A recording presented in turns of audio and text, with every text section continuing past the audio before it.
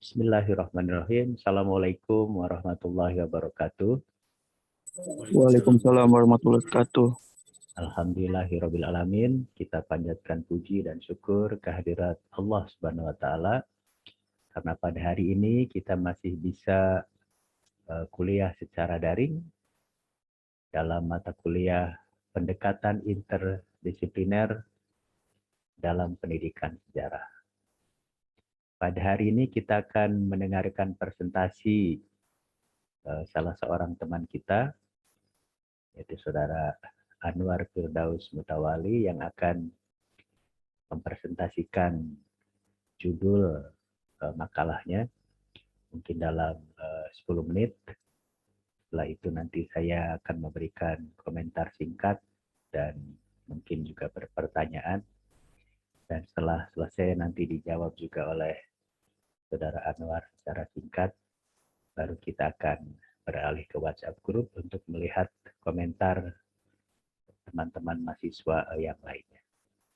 Baik, mari kita mulai acara presentasi kita pada hari ini dengan bersama-sama mengucapkan basmalah. Bismillahirrahmanirrahim. Saudara Anwar Firdaus Mutawali, silahkan presentasi 10 menit saja waktunya, mulai dari sekarang.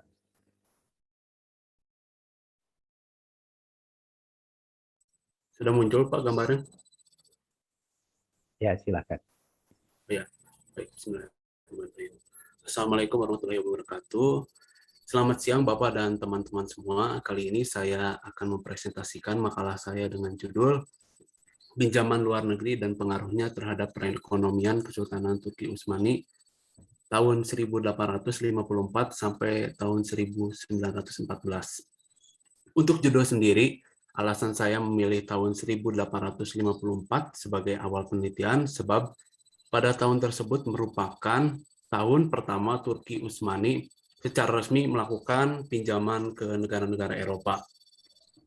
Sedangkan untuk tahun 1914 saya pilih sebagai akhir tahun penelitian sebab pada tahun tersebut Turki Utsmani berhenti melakukan pinjaman luar negeri khususnya ke negara-negara Eropa seperti Inggris dan Perancis, bergabung ke dalam blok sentral dan Perang Dunia ke-1, dan data mengenai pinjaman luar negeri itu agak sulit ditemukan setelah Utsmani masuk ke dalam Perang Dunia I, sehingga saya rasa harus membatasi tahun penelitian tersebut.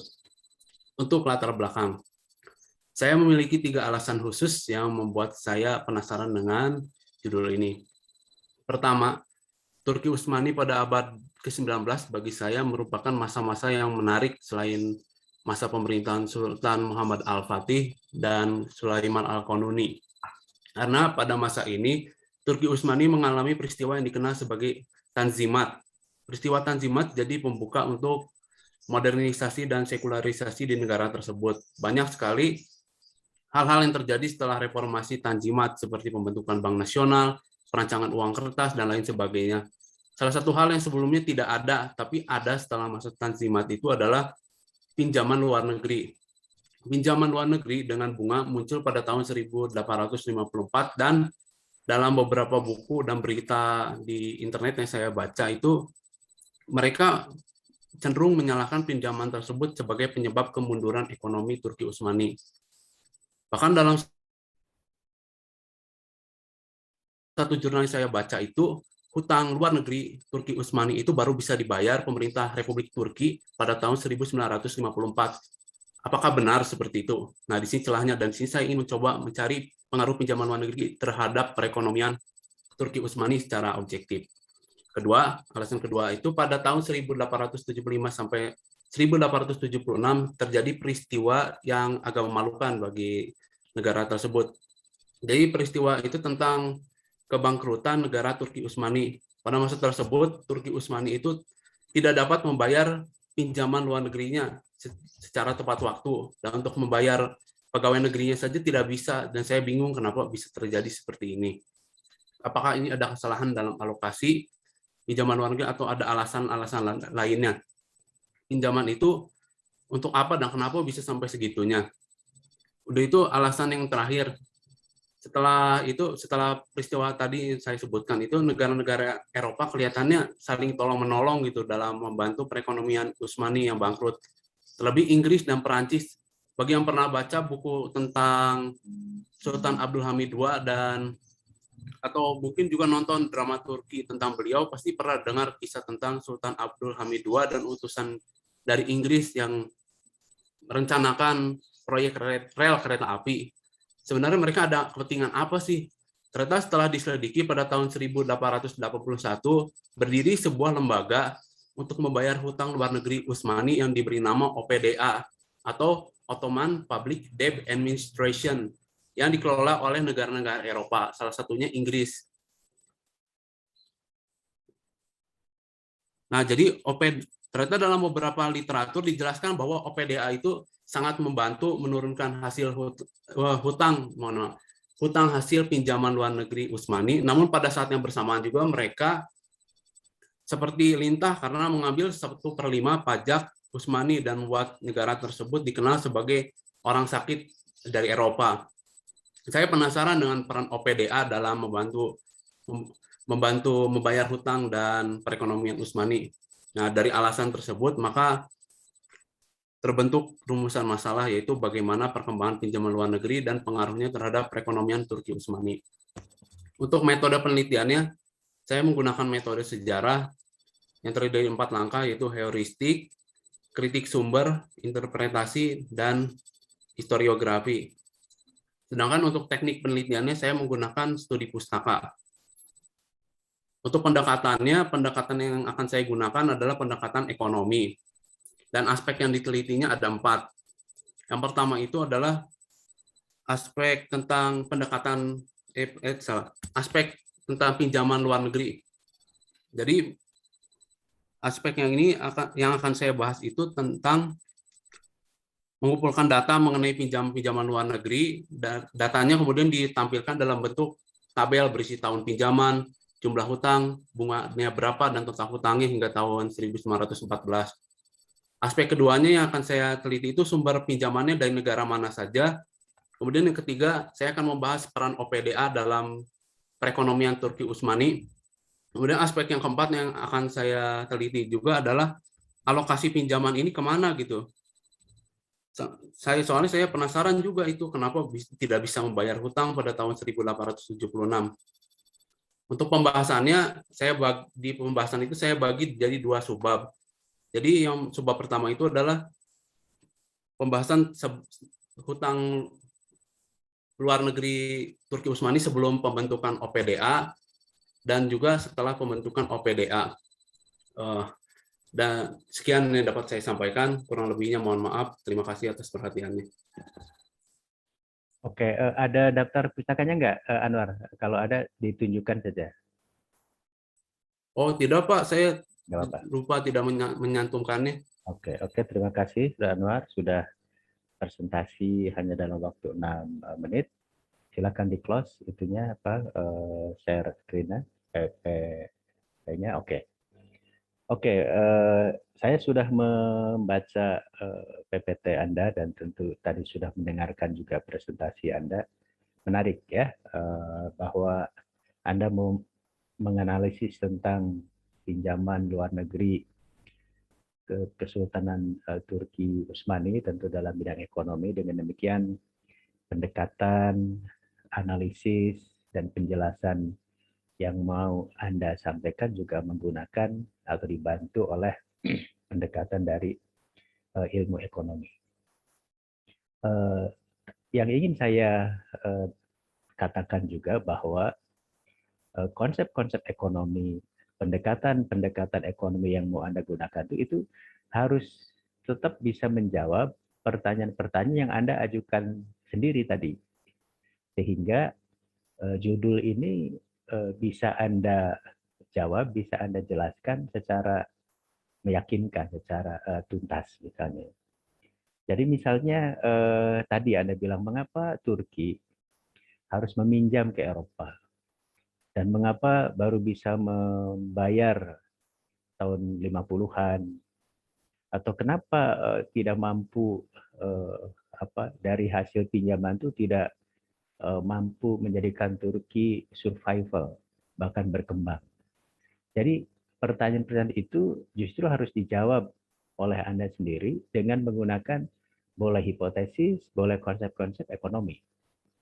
Jadi kalau Anda membaca misalnya perkembangan kapitalisme, imperialisme Eropa pada abad 19, mengapa berjaya dan mampu menguasai sumber daya ekonomi di negara-negara Asia, Afrika, termasuk Turki, Utsmani, itu kita bisa menjawabnya dengan menggunakan perspektif ekonomi. Misalnya tentang konsep produksi dan konsumsi.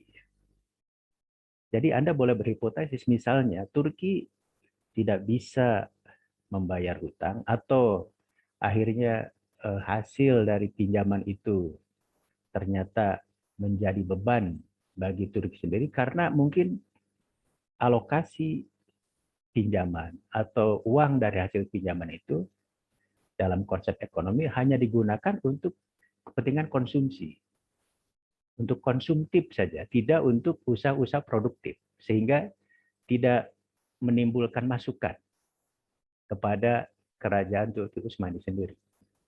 Kalau Anda meminjam uang, logika sederhana ya, kemudian uang pinjaman Anda itu hanya untuk makan, minum, bukan untuk usaha yang bisa menghasilkan keuntungan, ya Anda akan terus nganjuk, akan terus berhutang. Dalam bahasanya orang Sunda, gali lubang, tutup lubang. Jadi pinjam, kemudian untuk menutupi itu Anda pinjam lagi, seterusnya. Karena dalam konsep ekonomi, pinjaman itu hanya digunakan untuk sektor konsumsi. Tidak berusaha untuk mengembangkan sektor-sektor produksi.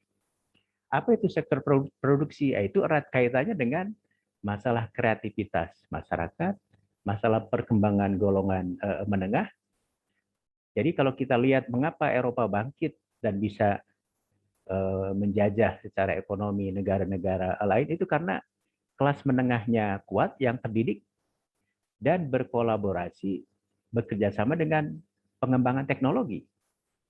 Sehingga kerja-kerja yang dilakukan oleh kelas menengah itu menjadi produktif, lebih-lebih dengan ditemukannya teknologi, nanti revolusi industri di Inggris, maka sumber-sumber produksi yang tadinya potensial itu bisa digali, bisa dikembangkan.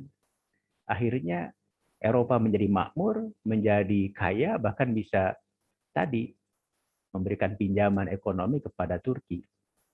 Manakala Turki mungkin ini kerajaan ini sistem politiknya stagnan. Mungkin ijtihadnya ditutup, tidak boleh lagi masyarakatnya berpikir kreatif. Sehingga kelas menengahnya juga mungkin tidak berkembang seperti Eropa, ditambah perkembangan teknologinya akhirnya juga tidak sepesat di Eropa. Jadi kalau kita secara analog saja mengatakan mungkin Turki hanya mengandalkan pendapatan dari pajak. Pajak negara-negara yang dia kuasai di Timur Tengah. Dari mulai Afrika Utara, Mesir, negara-negara Arab, dan sebagainya. Negara yang hanya mengandalkan pada pajak tidak akan berkembang. Eropa tidak hanya pada pajak, dia pada perdagangan, pada pengambilan sumber daya ekonomi dari daerah jajahannya, bahan mentah diolah, diproduksi, dan kemudian dijual kembali ke daerah jajahannya menjadi makmur. Turki saya pikir abad 19 tidak bisa melakukan itu, hanya mengandalkan hutang dan hutang, gali lubang tutup lubang, sehingga orang Eropa wajar menyebut the sick man from Europe. Kulitnya putih kayak orang Eropa tapi gering, gering nangtung, kurang gizi. Karena masyarakatnya tidak produktif, sistem politiknya tidak memberi peluang kepada masyarakatnya untuk bergiat dalam bidang produksi. Saya pikir penjelasan ekonomi itu secara logis saja Anda bisa menjawabnya mengapa Turki tidak bisa eksis, tidak bisa hidup dari hasil pinjamannya, bahkan pinjamannya seperti Anda tadi katakan, kayak rentenir kan, pinjam 1 harus kembali 5 ya. ditambah kerajaannya tidak punya sumber-sumber produksi yang lain. Punya mungkin sumber tambang, minyak apa, nggak bisa diproduksi. Sementara daerah-daerah jajahannya seperti Arab Saudi sudah mulai melepaskan diri karena tahu sumber dayanya itu kalau dikuasai oleh Turki akan tapi oleh akhirnya karena dipengaruhi oleh orang-orang Eropa, Iran, Arab Saudi, Mesir, apa oleh Inggris, akhirnya sumber-sumber daya yang harusnya masuk ke Turki mengalir ke Eropa. Jadi Turki mungkin hanya mengandalkan pajak dan upeti saja, nggak cukup untuk menjadikan negara itu eksis dan produktif secara ekonomi. Jadi mungkin tidak cukup Anwar hanya mengajukan pertanyaan, harus dijawab dengan hipotesis ya, tapi tetap dengan analog dengan penjelasan ekonomi, faktor produksi, konsumsi ya, munculnya kelas menengah. Kelas menengah itu penting bagi kemajuan ekonomi sebuah negara ya. Mengapa Cina sekarang number one ekonominya di dunia? Karena kelas menengahnya dapat Anda bayangkan kalau 10% saja kelas menengah sebuah negara bangsa. Jadi Cina yang penduduknya 3 miliar, 10%, 300 juta itu kelas menengahnya. Kelas menengah itu dalam teori sosiologi sangat penting karena dialah kelas yang kreatif, yang dinamis, yang bisa memajukan sebuah negara bangsa. Karena kelas menengah itu adalah kelompok paling kreatif, paling produktif, tidak puas dengan kemapanan, ingin terus mencapai cita-citanya dengan berbagai usaha. Dengan sistem politik seperti Turki yang tidak memungkinkan tumbuhnya kelas menengah karena mungkin sistemnya monarki atau sistemnya kurang demokratis dan kurang memperhatikan tadi faktor-faktor produksi, akhirnya menjadi sakit imperium itu. Cina 300 juta udah sama dengan penduduk Indonesia. Kalau penduduk Indonesia 10% saja kelas menengahnya 25 juta kelas menengah kita. Mengapa kita paling maju di ASEAN ekonominya? Karena kelas menengah kita besar. 25 juta kelas menengah sama dengan penduduk Malaysia. Malaysia seluruhnya 25 juta. Jadi mungkin faktor kelas menengah, faktor produksi, faktor konsumsi. Belum lagi kalau ekonomi itu ada apa ya, inovasi, penemuan-penemuan baru yang bisa menambah. Ini konsepnya B.J. Habibie ya, add values, nilai tambah. Jadi kalau kita memproduksi satu barang itu apa nilai tambahnya? Tidak cukup memproduksi satu barang, karena ada berdaya saing sehingga menjadi laku barang kita. Jadi saya pikir mungkin Turki betul-betul hanya mengandalkan pajak, tidak bisa melakukan produksi termasuk ekspor, sehingga pemasukan bagi negara itu kurang. Negara yang hanya mengandalkan hutang, tidak hanya Turki saya pikir ya, negara lain pun akan gali lubang tutup lubang. Kita pernah mau dibantu oleh IMF masa krisis, Malaysia menolak ya karena tahu kalau dari pinjaman itu nggak bakal survival sebuah bangsa. Kita pernah melakukan itu zaman Pak Harto, blunder juga kan akhirnya. Masyarakatnya marah, Pak Harto akhirnya harus turun karena didikte oleh IMF yang mau ngasih pinjaman. Dan orang yang ngasih pinjaman nggak ada istilahnya makan siang yang gratis kan. Kalau dia kasih pinjaman dia boleh ngatur, kamu harus ini, harus itu, harus itu. Emang Anwar kalau mau pinjam duit ke saya gratis? Enggak. Anwar boleh kamu pinjam duit ke saya, tapi kamu harus kerja di rumah saya ya. Terus saya atur. Jadi dari faktor ketergantungan pinjaman itu menjadikan Turki juga akhirnya tidak independen, tidak merdeka, didikte oleh negara luar. Lebih-lebih tadi ada BOPA apa itu, badan yang ngaturnya orang lain. Nah, jelas lah nggak bakal bisa bayar utang, wong. Ini orang pinjam uang, minjemin bantuan ekonomi ke Turki, terus untuk membayar untuk maju diatur juga oleh yang ngasih negara-negara yang ngasih pinjaman. Nah, itu dan itu satu bukti bahwa mungkin kelas menengah di Turkinya kurang banyak sehingga sikap kritis ini yang mungkin menyebabkan Kemal Atatürk marah ya. Dia sebagai seorang perwira militer sadar akan konsep-konsep negara modern, bagaimana Turki supaya bisa maju, tidak menjadi orang sakit lagi. Akhirnya Kemal Atatürk bilang, oke, lepaskan negara-negara kekuasaan Turki Utsmani, biarkan negara-negara Timur Tengah merdeka, tapi Turki harus menjadi bangsa yang modern. Dirombak oleh dia sistem pendidikan, sistem pemerintahan, bahkan nilai-nilai agama, budaya yang dianggap tidak sesuai dengan nilai modernitas disingkirkan oleh Kemal Atatürk. Saya pikir mungkin konteksnya harus begitu, Anwar, ya, menjelaskannya. Jadi tidak cukup Anda hanya bertanya tanpa juga menjelaskan baik secara hipotesis maupun menggunakan konsep-konsep ekonomi supaya pertanyaan Anda itu juga akhirnya dijawab. Oke, saya pikir sudah 20 menit tuh, Anwar, presentasi dan diskusi kita ya. Ada yang ingin dikomentari dulu? Mengapa saya tadi menanyakan daftar pustaka itu supaya kembali lagi. Jadi mahasiswa itu mahasiswa sejarah kalau ingin mengkaji satu masalah, gunakan sumber yang standar. Jadi kalau Anda ingin tahu tentang Kesultanan Turki Utsmani abad 19, awal abad 20, ya gunakanlah buku-buku standar tentang Turki Utsmani. Jadi kalau saya sering membuat analogi kan, kalau mengkaji revolusi Indonesia pakai buku standar, bukunya Kehin, bukunya saya boleh juga, buku yang lain. Jadi itu mengapa saya menanyakan sumber supaya Anda sumbernya tidak hanya dari internet atau dari apalagi dari WhatsApp ya. Jadi harus benar-benar menggunakan buku standar atau artikel-artikel ilmiah yang memang ditulis oleh orang yang pakar tentang Turki Utsmani.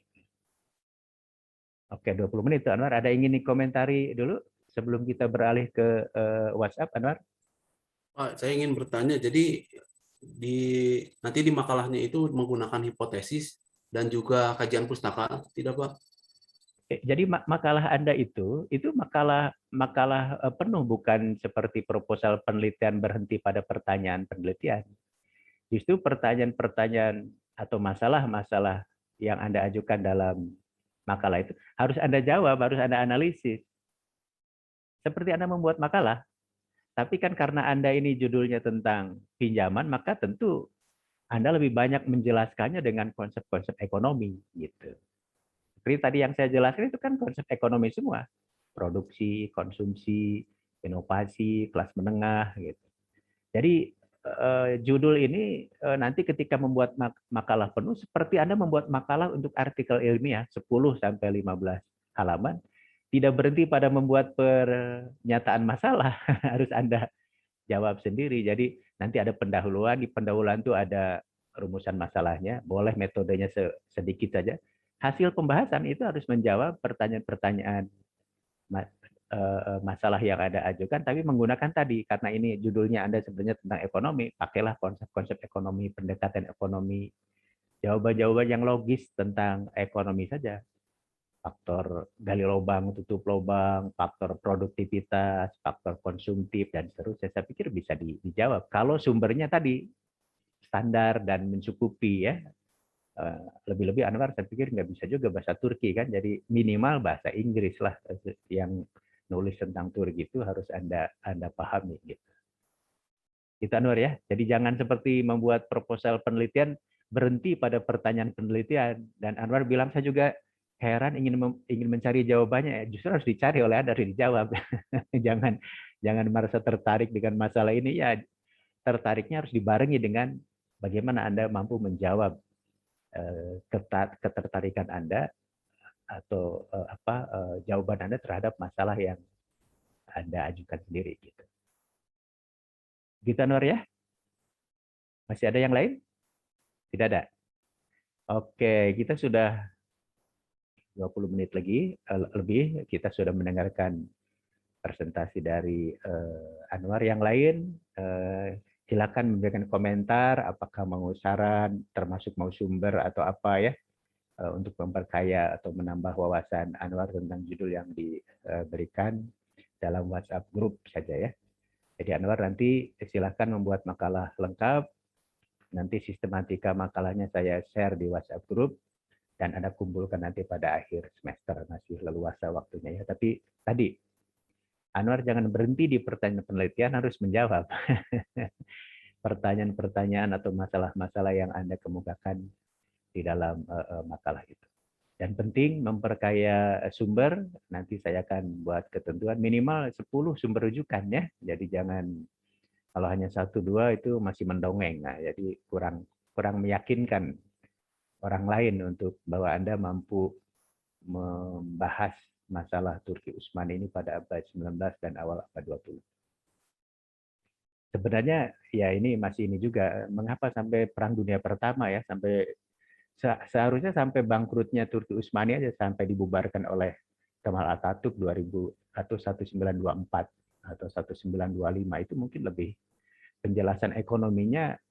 Dan tadi seperti saya katakan, mungkin alasan Kemal Atatürk mengapa harus memodernisir Turki yang sakit itu sampai 1924, 1925 itu akan lebih menarik daripada berhenti pada Perang Dunia Pertama 1914. Tapi karena yang mau menulisnya Anwar, Anda serahkan pada Anda ya. Jadi jangan mengikuti saran saya, kan yang nulisnya bukan saya, tapi Anda. Tugas saya menilai saja apakah Anda mampu nggak menjelaskan apa masalah atau judul yang telah Anda pilih. Itu saja, sudah 25 menit. Mari kita akhiri perkuliahan kita pada hari ini dengan bersama-sama mengucapkan hamdalah. Alhamdulillahirabbil alamin. Minggu depan mohon siap-siap, mahasiswa yang mau tampil boleh presentasi dalam 10 menit ya. Nanti biasa saya ngasih masukan, ngasih saran, termasuk mungkin pertanyaan, dan silakan Anda jawab juga. PPT-nya 1 hari sebelum tampil harus juga disampaikan ke WhatsApp group. Terima kasih. Assalamualaikum warahmatullahi wabarakatuh. Waalaikumsalam warahmatullahi wabarakatuh. Terima kasih Bapak. Oke, beralih ke WhatsApp ya untuk mendengarkan komentar teman-teman Anda yang belum tampil. Silahkan live.